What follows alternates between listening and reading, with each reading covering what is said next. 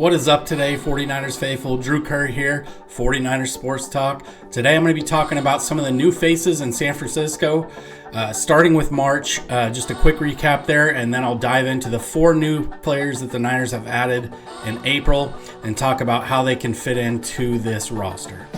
Okay, just starting real fast with the quick March recap.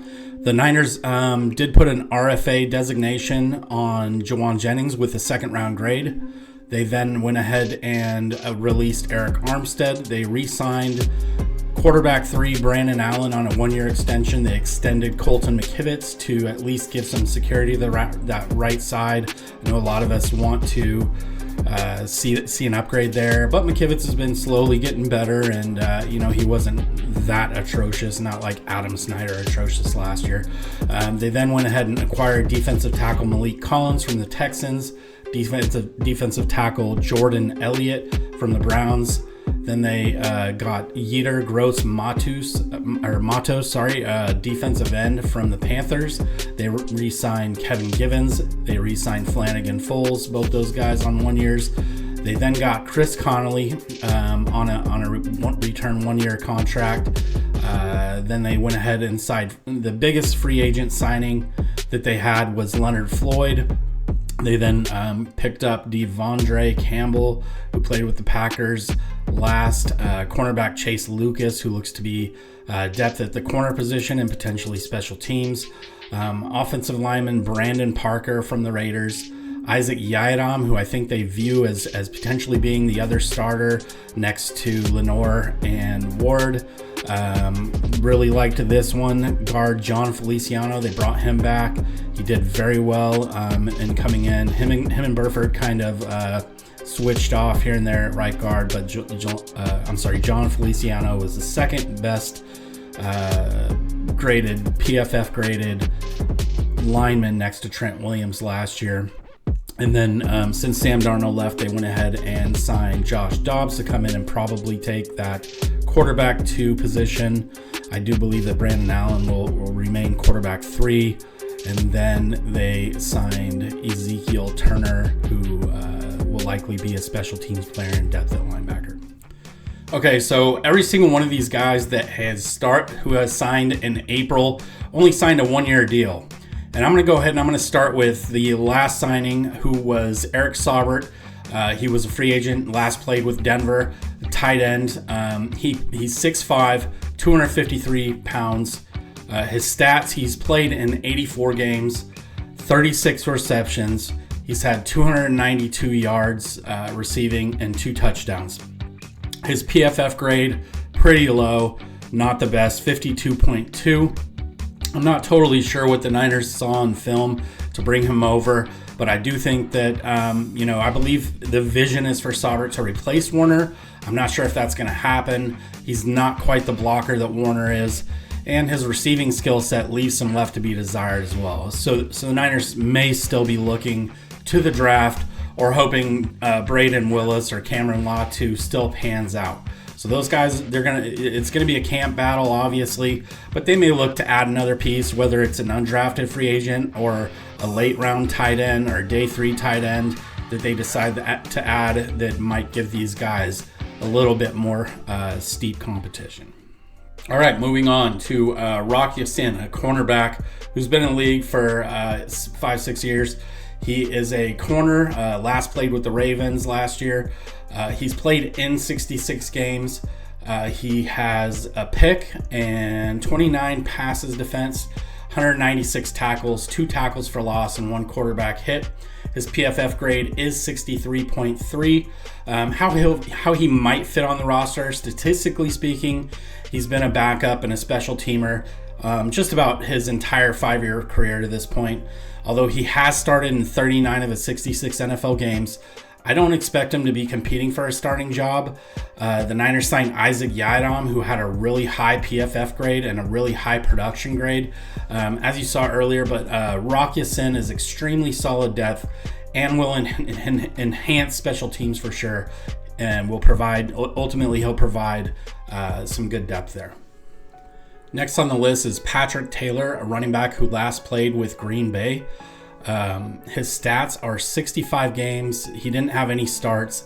65 attempts, 261 yards total with a 4.0 average per carry. He did have 14 receptions and 69 yards on those receptions with a 6.9 average. And his PFF grade was a little bit higher, 62.1, but a small sample size.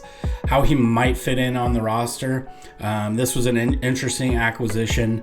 Elijah Mitchell, CMC's primary backup when he's healthy.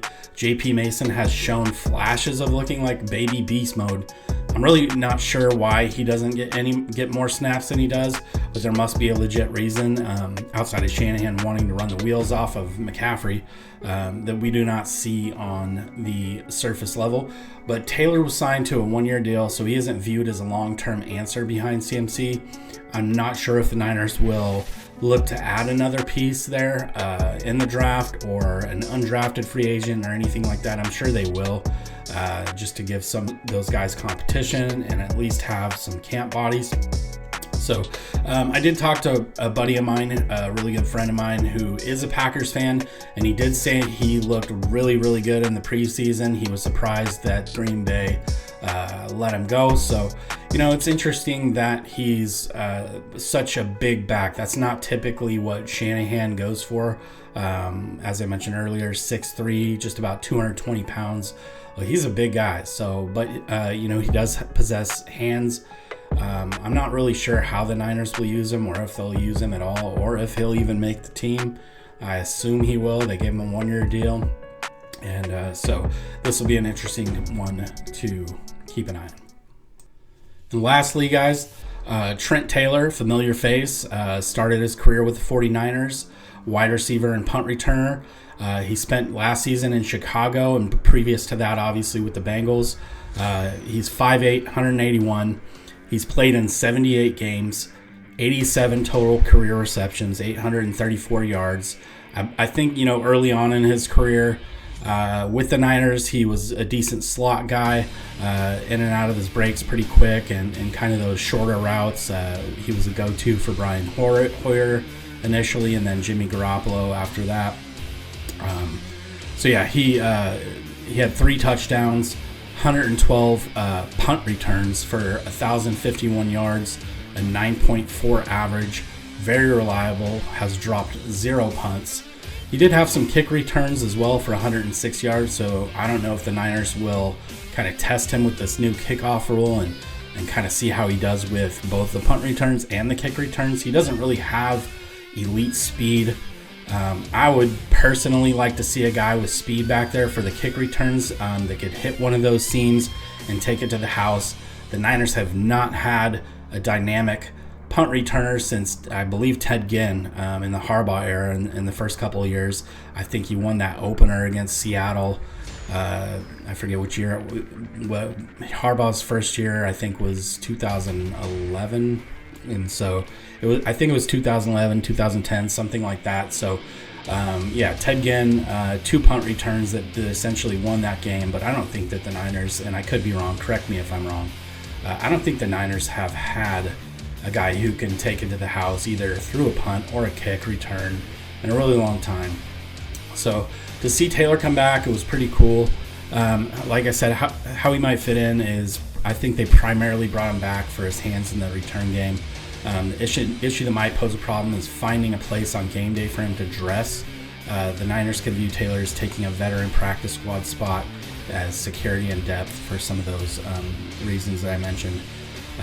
That said, the Niners do focus a lot on locker room chemistry.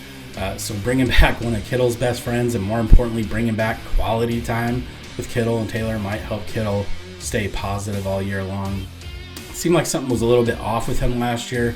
There were some times that I noticed last season that Kittle seemed a little down or something. I don't know if you guys picked up on that, but he kind of just seemed, stone-faced, and he didn't seem like his normal, energetic self. Maybe that was just him trying to be focused and get back to the Super Bowl and win it all. But he was playful, but he just wasn't on Kittle's normal level. It was a bit uncharacteristic for him. Just wanted to give you guys a quick look and reminder as to what a dynamic punt returner and kick returner can do for a game.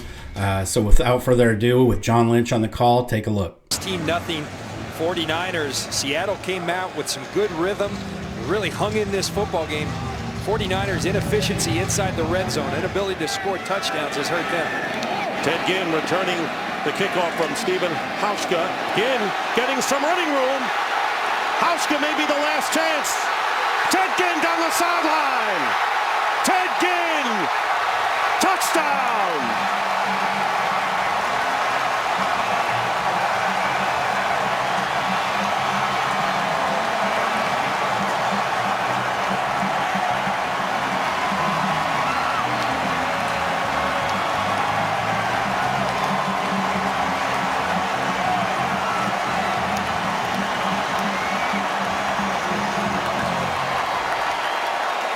102 yards. And Dick, they said there wouldn't be any more kick returns, but not in a game when you got Ted Ginn Jr. and you have Leon Washington on the field. Ted Ginn uses his just flat out speed. Says, put the 49ers on my back. I'm going to take it 102 yards.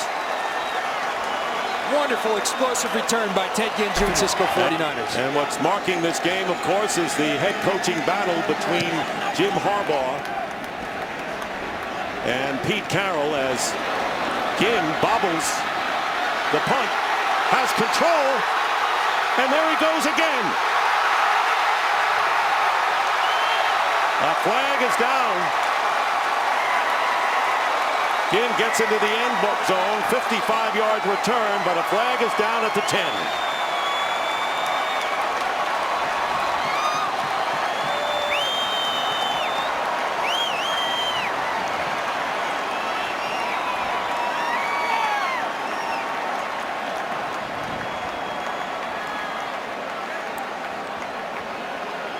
Illegal substitution, kicking team, number 33. The penalties decline, the result in the play, the touchdown.